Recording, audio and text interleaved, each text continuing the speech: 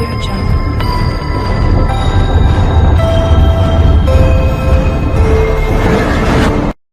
Hello students, कैसे हैं सब आप लोग। स्टूडेंट्स, यहाँ पर हम लोग अपना जो चैप्टर स्टडी कर रहे थे सेक्सुअल प्रोडक्शन फ्लावरिंग प्लांट्स का पार्ट 12 यहाँ पे पढ़ने जा रहे हैं। हम लोगों ने लास्ट लेक्चर में पॉलिनेशन पूरा कंप्लीट कर लिया था, तो पार्ट 12 में हम लोग यहाँ पे फर्टिलाइजेशन के बारे में पढ़ेंगे। तो फर्टिलाइजेशन में पॉलन ग्रेन का जर्मिनेशन पढ़ेंगे, पॉलन ट्यूब का एंट्री पढ़ेंगे in ovule and embryo sac and double fertilization. तो इस वीडियो लेक्चर में हम ये सारे टॉपिक कवर करेंगे। तो सबसे पहले यहाँ पे हम फर्टिलाइजेशन डिस्कस करने जा रहे हैं। तो फर्टिलाइजेशन जैसे हम लोगों को पता है कि मेल और फीमेल गैमेट का फ्यूजन को ही हम फर्टिलाइजेशन बोलते हैं। मेल और फीमेल गैमेट का जो फ्यूजन होगा तो दैट इज अ फर्टिलाइजेशन। तो स्टूडेंट्स, यहाँ पे फर्टिलाइजेशन के कुछ स्टेप्स हैं, तो हम एक एक करके स्टेप्स पढ़ते हैं। तो क्या जो पहला स्टेप है फर्टिलाइजेशन का वो है जर्मिनेशन ऑफ पॉलन ग्रेन्स। ठीक है, तो पहला step germination of pollen grain. दूसरा स्टेप हम पढ़ेंगे entry of pollen tube, entry of pollen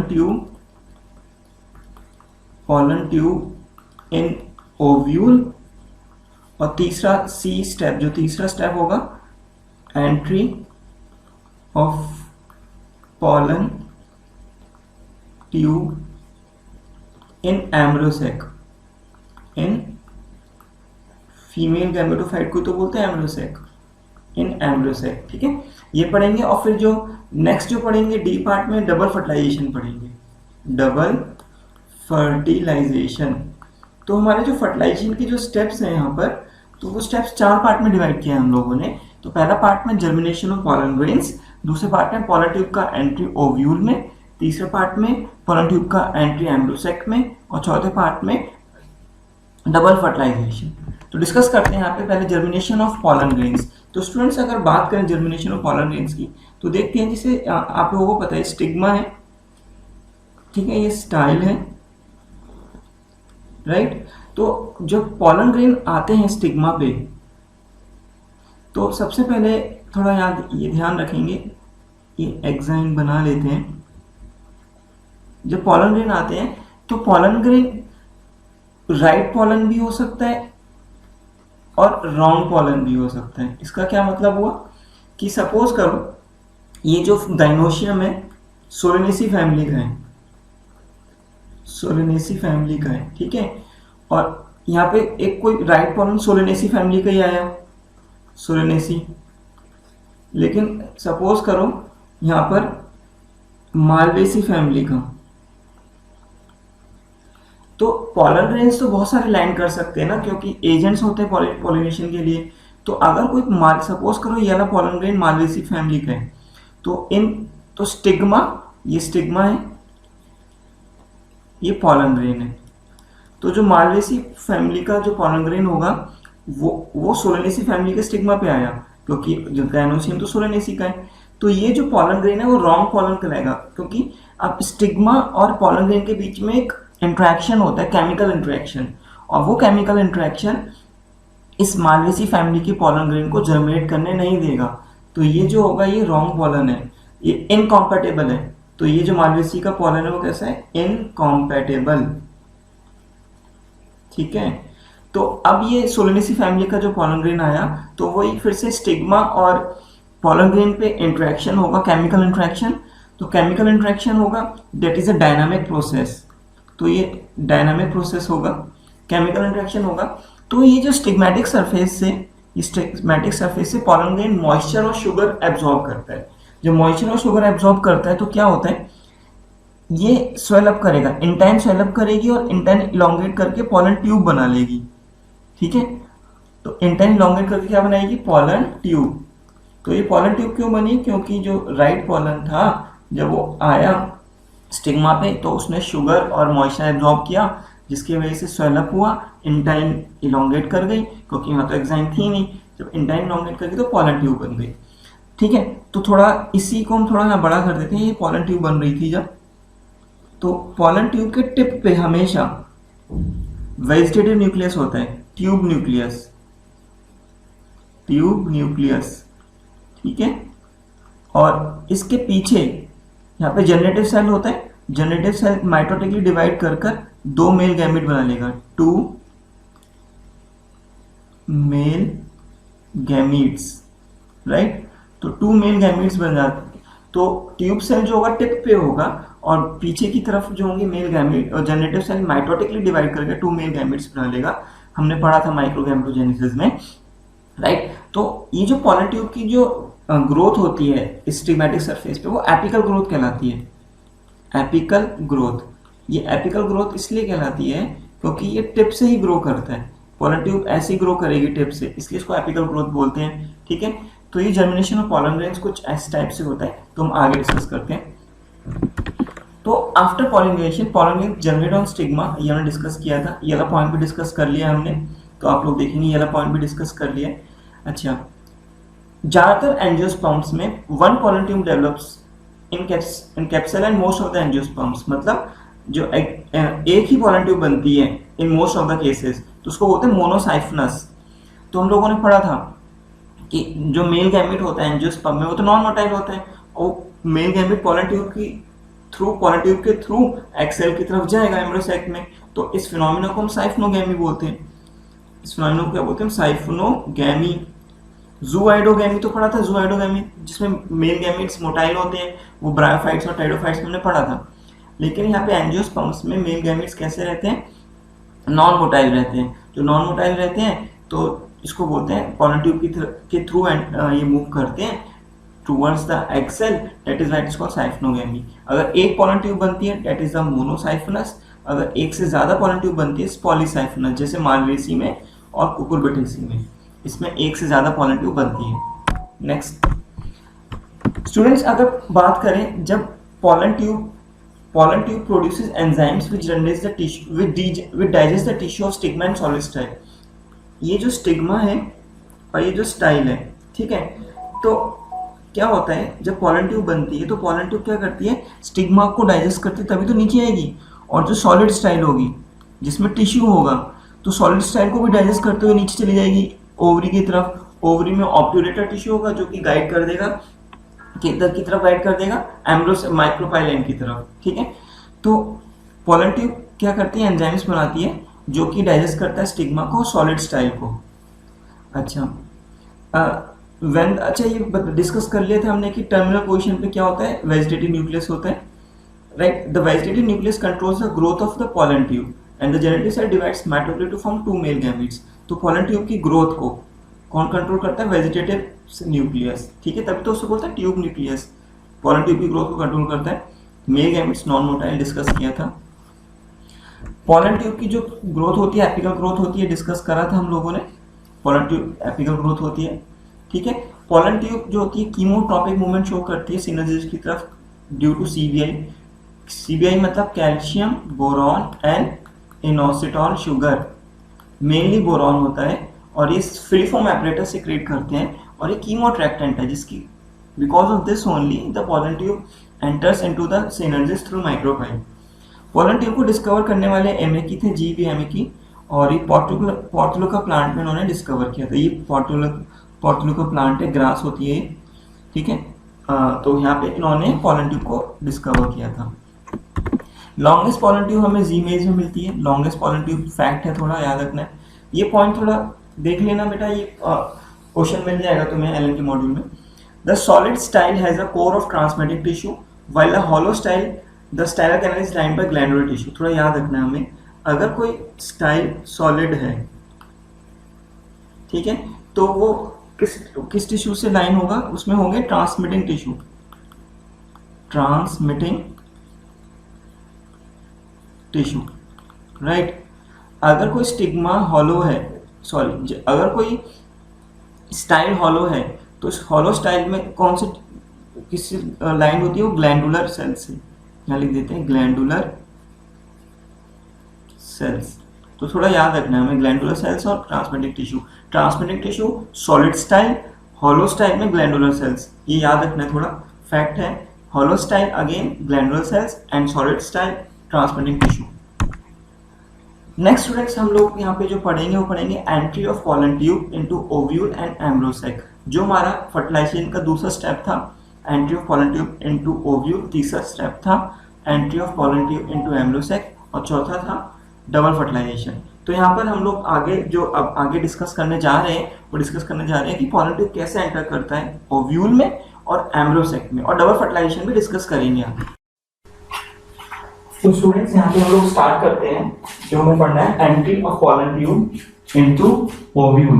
तो जो टॉपिक हम पढ़ रहे हैं वो पढ़ रहे हैं entry of pollen tube in ovule. ठीक है, तो ओव्यूल में पॉलन ट्यूब की एंट्री के बारे में पढ़ेंगे हम लोग। तो जैसे कि इसको स्टार्ट करते हैं, तो जैसे कि हम लोगों ने देखा था जो ओवरी होती है, स्टिग्मा है, this is style, this is ovary. तो ओवरी में एक टिश्यू होता है जिसका नाम है ऑब्ट्यूरेटर, ऑब्ट्यूरेटर टिश्यू। ये जो ऑब्ट्यूरेटर टिश्यू होता है ये क्या करता है, it guides the pollen tube, it guides the pollen tube towards micropyle end,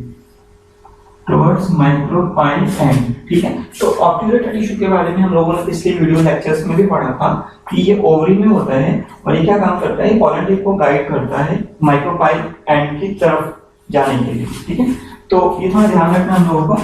तो हम लोग यहाँ पे टॉपिक डिस्कस करना है पॉलन ट्यूब की एंट्री ओव्यूल में।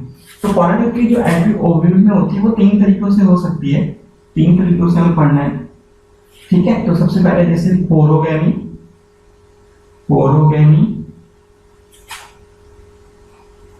चगाजोगैमी and last one is mesogamy. तो इसको हमें डिस्कस करना है, तो एक एक करके डिस्कस करते हैं। पोरोगैमी, तो पोरोगैमी क्या होता है, तो इसको हम देखते हैं। तो जैसे सपोज करो ये ओव्यूल, ये एम्ब्रियोसेक, इंटीग्यूमेंट्स, ये फिनिकुलस। ठीक है, तो ये माइक्रोपाइल एंड है, ये चैलेजा एंड है, ये फिनिकुलस है। तो ये जो ओव्यूल है ये एनाट्रोपस ओव्यूल है, क्योंकि फिनिकुलस और माइक्रोपाइल कैसे हैं, साइड बाय साइड, हम लोगों ने डिस्कस कर चुके हैं।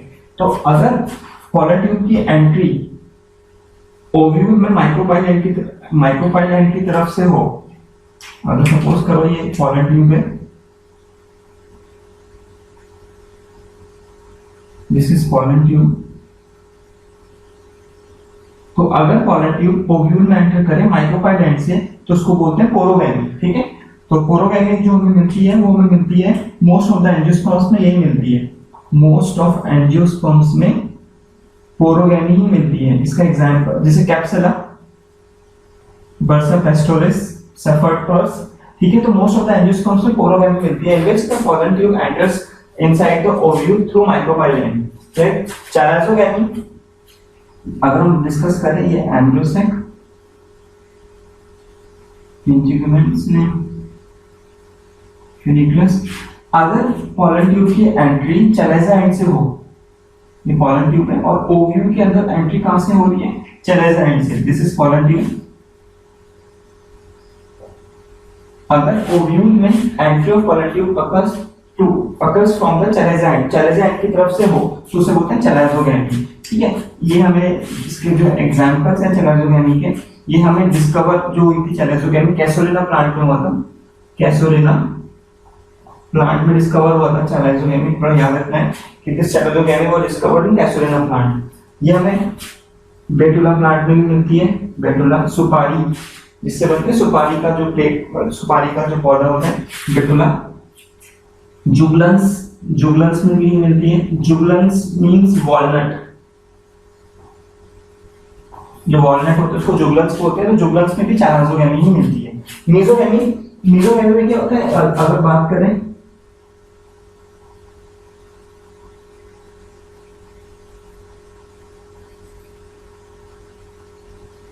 तो पॉलन ट्यूब की एंट्री अगर इंटीग्यूमेंट्स को पियर्स करके हो जाए, मतलब इंटीग्यूमेंट्स को, ये पॉलन ट्यूब है, अगर पॉलन ट्यूब की एंट्री ओव्यूल में हो बाय पियर्सिंग द इंटीग्यूमेंट्स, तो इंटीग्यूमेंट्स को पियर्स करके हो तो उसको बोलते हैं मीजोगैमी। ठीक है, ये कुकुरबिटा में मिलती है, ये कहां मिलती है हमें, कुकुरबिटा में। तो mesogamy is found in cucurbita in which the pollen tube enters into the ovule through piercing the integuments। integuments को pierce कर एंट्री होती है। तो ये हम लोगों ने एंट्री ऑफ पॉलिन ट्यूब में ओव्यूल पढ़ा, पोरोगैमी, चराजोगैमी एंड मेसोगैमी। पोरोगैमी का एग्जांपल, चराजोगैमी का और मेसोगैमी का एग्जांपल। ठीक है, तो हम लोगों को देखना है कि पोरोगैमी में कहां से एंट्री होती है, माइक्रोफाइल से। चराजोगैमी में पॉलिन ट्यूब की एंट्री होती है चराजा एंड से। मेसोगैमी में पॉलिन ट्यूब की एंट्री होती है बाय पियर्सिंग द इंटीग्यूमेंट्स। ठीक है, अगर कई बार कोई पॉलिन ट्यूब फिनिकुलस से आ जाए, फिनिकुलस से, तो भी उसे मेसोगैमी बोलते हैं। इसमें जैसे पिस्टैचिया में ऐसी मिलती है, पिस्टैचिया प्लांट में, मैं यहाँ लिख देता हूँ पहले, पिस्टैचिया में फिनिकुलस से ही एंट्री होती है। ठीक है, तो वो मेसोगैमी का ही पार्ट है। तो ये हम लोगों ने entry of pollen tube into ovule पढ़ लिया। नेक्स्ट हम पढ़ेंगे entry of pollen tube into embryo sac. Embryo sac में एंट्री के बारे में पढ़ेंगे।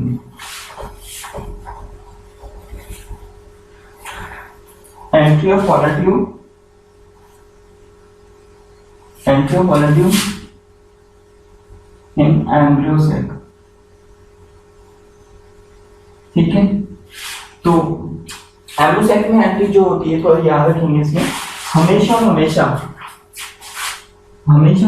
एम्ब्रोसेक में एंट्री जो पॉलिन ट्यूब की होती है, pollen tube enters in embryo sac always in degenerating synergids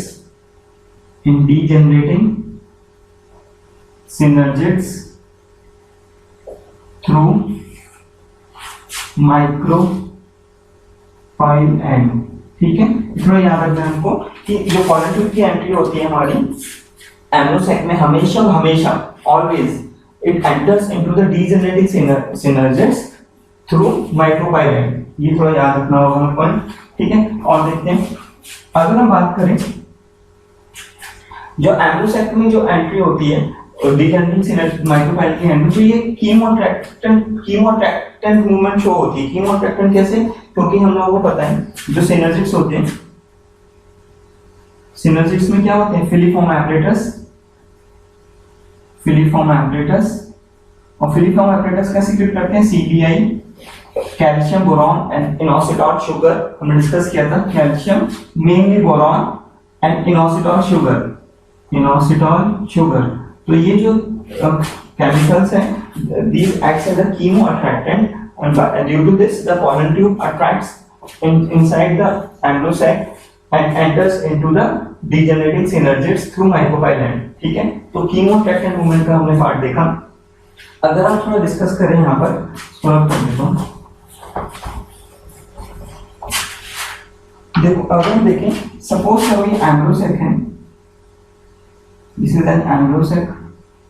ठीक है, तो एम्ब्रोसेक का this is the egg cell and this is synergids में फिलीफॉर्म एपरेटस, ये polar nuclei, antipodals.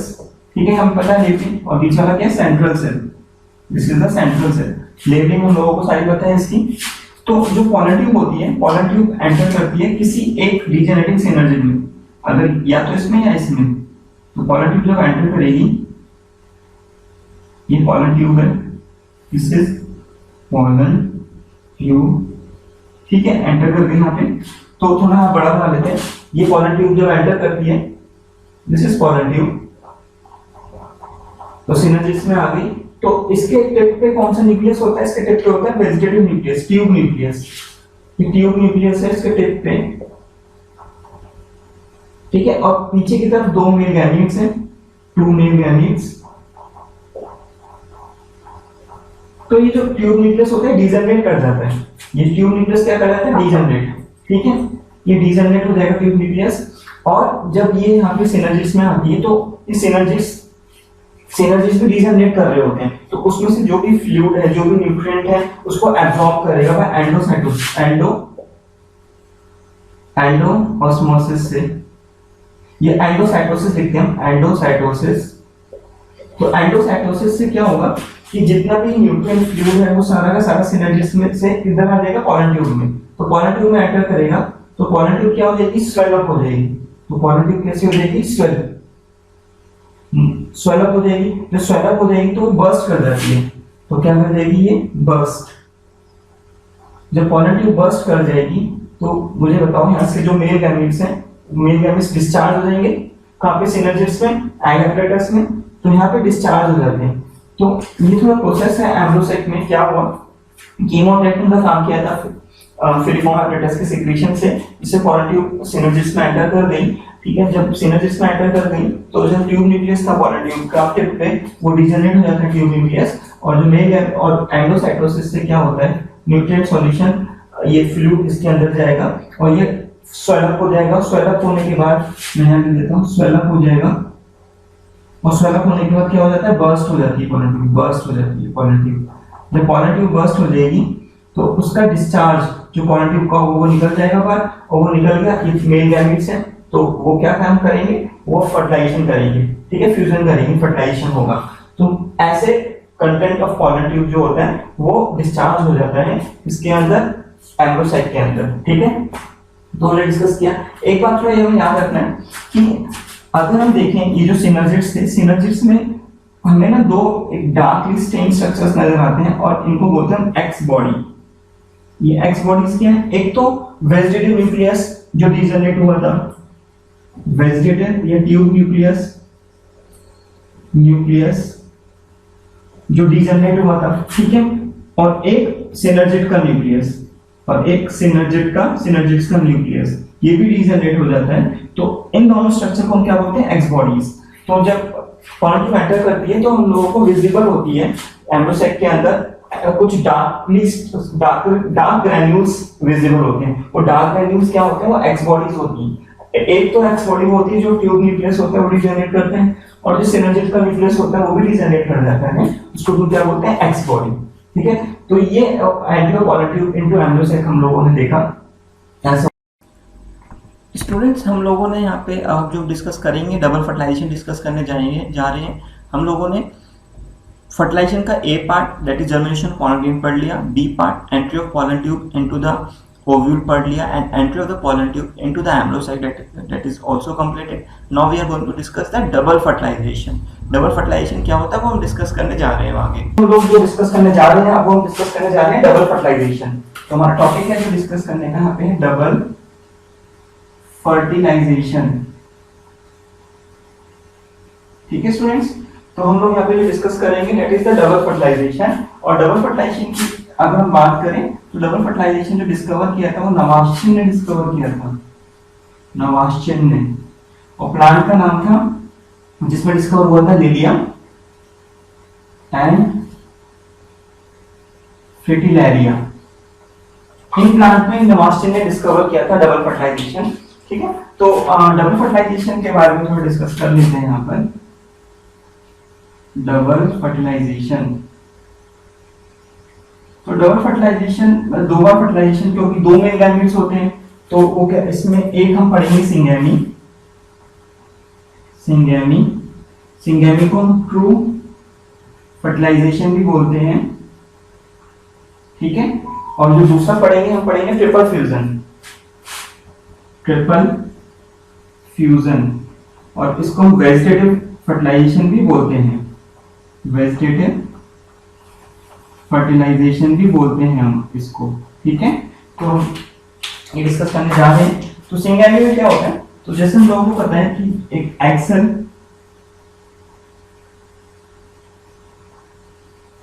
Haploid plus one male gamete, क्योंकि पॉलन ट्यूब जो डिस्चार्ज कर रहा था सिनर्जिस में दो मेल गैमेट डिस्चार्ज किए थे, तो वन मेल गैमेट ये भी हैप्लॉइड, दोनों फ्यूज करेंगे तो फ्यूज करके टू एंड स्ट्रक्चर डिप्लॉइड बना लेंगे, उसको बोलते हैं जाइगोट। ठीक है, जाइगोट बन गया, तो इसी को हम सिंगेमी और ट्रू फर्टिलाइजेशन बोलते हैं। ट्रिपल फ्यूजन में क्या होता है, जैसे कि हम लोगों को पता है, अगर हम एम्ब्रोसाइट देखें, दिस इज एन एम्ब्रोसाइट, ये तीन एंटीपोडल हैं, चले जाएंगे तरफ, ये egg cell and the synergids, egg apparatus बनाया, ये सेंट्रल सेल और ये पोलर न्यूक्लियस, स्ट्रक्चर हमें पता है। ठीक है, तो इसमें जो पोलर न्यूक्लियाई होते हैं, दो पोलर, यहाँ पे देते हैं टू पोलर न्यूक्लियाई, ये फ्यूज कर जाते हैं एक दूसरे से और डिप्लॉइड स्ट्रक्चर बनाते हैं टू एन, और इस डिप्लॉइड स्ट्रक्चर का नाम है सेकेंडरी न्यूक्लियस, सेकेंडरी न्यूक्लियस या फिर डेफिनेटिव न्यूक्लियस, डेफिनेटिव न्यूक्लियस। ठीक है, ये न्यूक्लियस जो होता है ये फ्यूज करता है दूसरे मेल गैमेट से फ्यूज करेगा,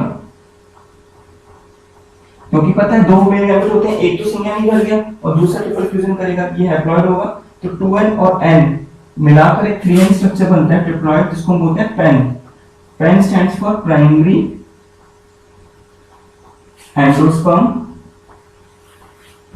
एंडोस्पर्म न्यूक्लियस, इसको हम प्राइमरी एंडोस्पर्म न्यूक्लियस भी बोलते हैं, ठीक है। तो पेन बन गया। तो अब पेन बना काफी सेंट्रल सेल में बना पेन, ये पेन है, ठीक है। और ये जो सेंट्रल सेल था बिफोर फर्टिलाइजेशन, तो उसको बिफोर ट्रिपल फ्यूजन, तो उसको सेंट्रल सेल बोलते हैं। But after the triple fusion के बाद इस सेंट्रल सेल को हम बोलते हैं पीईसी, प्राइमरी एंडोस्पर्म सेल। मैं लिख देता हूं पे प्राइमरी एंडोस्पर्म सेल। और ये प्राइमरी एंडोस्पर्म सेल बाद में ट्रिप्लॉइड स्ट्रक्चर बना लेता है, जिसको हम बोलते हैं एंडोस्पर्म, ठीक है। ये जो एंडोस्पर्म होता है ये नरिश करता है ग्रोइंग एम्ब्रियो को। तो जाइगोट से क्या बनेगा? एम्ब्रियो। तो ग्रोइंग एम्ब्रियो को कौन नरिश करता है? एंडोस्पर्म। तो ये क्वेश्चन भी है एनसीईआरटी की बुक में कि जो जाइगोट बनता है, zygote remains dormant for certain time period. क्योंकि डोरमेंट इसलिए रहता है वो, क्योंकि वो वेट करता है, because after the formation of endosperm this endosperm nourishes the growing embryo. तो उसको नरिशमेंट चाहिए, और नरिशमेंट कौन देता है? एंडोस्पर्म। तो ये इसलिए जाइगोट कुछ समय के लिए डोरमेंट रहता है। तो this is the triple fusion. ये और ये सिंगैमिटा, इस पूरे को बोलते हैं डबल फर्टिलाइजेशन। और ये जो double fertilization plus triple fusion is a unique character of angiosperm. Unique character होता है ये इनका फ्लावरिंग प्लांट का। थोड़ा याद रखेंगे कि ट्रिपल फ्यूजन, क्योंकि सिंगैमिटा और प्लांट में मिलती है, triple fusion and double fertilization is a unique character of angiosperms. Angiosperms का यूनिक कैरेक्टर है। थोड़ा इसको हम डबल फर्टिलाइजेशन को नोट डाउन कर लेंगे कॉपी में। नेक्स्ट अगर हम देखें इस डबल फर्टिलाइजेशन को, डबल फर्टिलाइजेशन में जो एंडोस्पर्म बना था, ट्रिप्लॉइड बना था, मतलब थोड़ा कंपेयर करते हैं जिम्नोस्पर्म के एंडोस्पर्म को और एंजियो, थोड़ा कंपैरिजन देखें। तो जो जिम्नोस्पर्म का एंडोस्पर्म होता है वो हैप्लॉइड होता है, कैसे रहता है? Haploid N. लेकिन इनका कैसे रहता है? Diploid 2n। जिम्नोस्पर्म का एंडोस्पर्म बिफोर फर्टिलाइजेशन बनता है, बिफोर फर्टिलाइजेशन। लेकिन एंजियोस्पर्म का कैसे बनता है? आफ्टर फर्टिलाइजेशन, ठीक है। ये जो जिम्नोस्पर्म होते हैं फीमेल गैमेटोफाइट को ही एंडोस्पर्म बोलते हैं। जो फीमेल गैमेटोफाइट होता है जिम्नोस्पर्म का, उसको ही हम एंडोस्पर्म बोलते हैं। लेकिन एंजियोस्पर्म में जो फीमेल गैमेटोफाइट होता है, एंजियोस्पर्म में फीमेल गैमेटोफाइट तो वो होता है एम्ब्रोसेक, ठीक है। तो याद रखेंगे एंड इसको तो एम्ब्रोसेक बोलते हैं, हमने पढ़ा था, ठीक है। ये थोड़ा डिफरेंस है। एंडोस्पर्म जो होता है, एंडोस्पर्म की जो आउटर कवरिंग होती है उसे एरियन लेयर बोलते हैं। ये भी हम डिस्कस किया हुआ है। Aleurone layer rich in protein, triploid होता है 3n, ठीक है। तो ये हमारा डबल फर्टिलाइजेशन देखा हम लोगों ने। जो डबल फर्टिलाइजेशन हमारा is a unique character on angiosperm flowering plants. तो यहाँ पे डबल फर्टिलाइजेशन हमारा टॉपिक ये फिनिश हो गया है।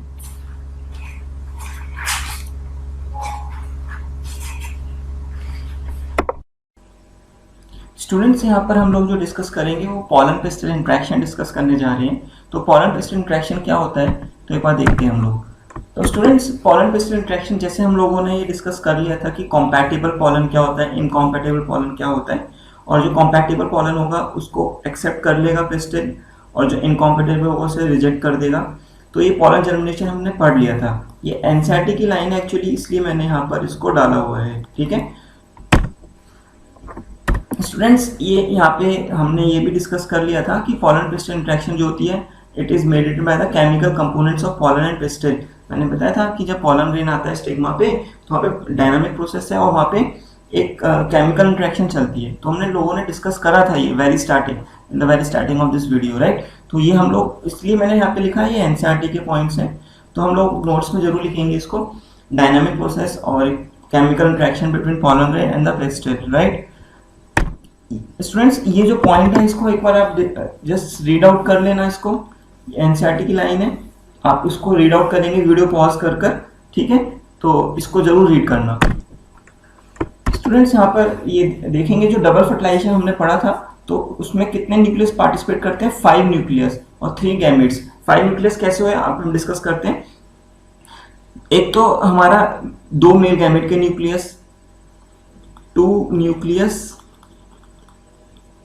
ऑफ मेल गैमेट, ठीक है, 2 हो गए। एक एग सेल का न्यूक्लियस, एग सेल का न्यूक्लियस कितने हो गए, 3, और 2 पोलर न्यूक्लियाई,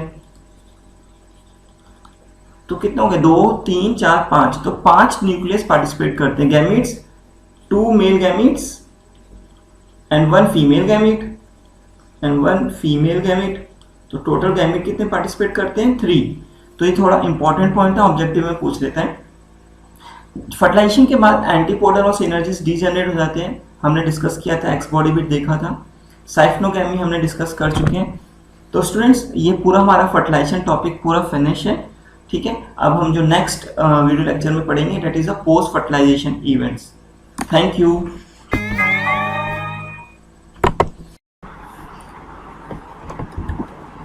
स्टूडेंट्स मैंने यहाँ पे कहीं पे वर्ड यूज किया था एंडोसाइटोसिस, जब हम पॉलन ग्रेन्स का पढ़ रहे थे, तो पॉलन ग्रेन्स में मैंने जहाँ पे जब पॉलन ट्यूब की एंट्री होती है तो वहाँ पे मैंने इन सिनर्जिड्स में तो मैंने वर्ड यूज़ किया था एंडोसाइटोसिस। वहाँ पे एंडोसाइटोसिस नहीं होगा वर्ड बेटा, एंडोऑस्मोसिस होगा, एंडऑस्मोसिस होगा, एंडऑस्मोसिस। क्योंकि जब पॉलन ट्यूब जो है ना, पॉलन ट्यूब से जब सिनर्जिड्स में एंटर करते हैं तो उसके अंदर न्यूट्रिएंट्स और सॉल्यूशन आता है, तो दिस इज एंडोऑस्मोसिस। एंडोसाइटोसिस नहीं होगा, एंडोऑस्मोसिस होगा।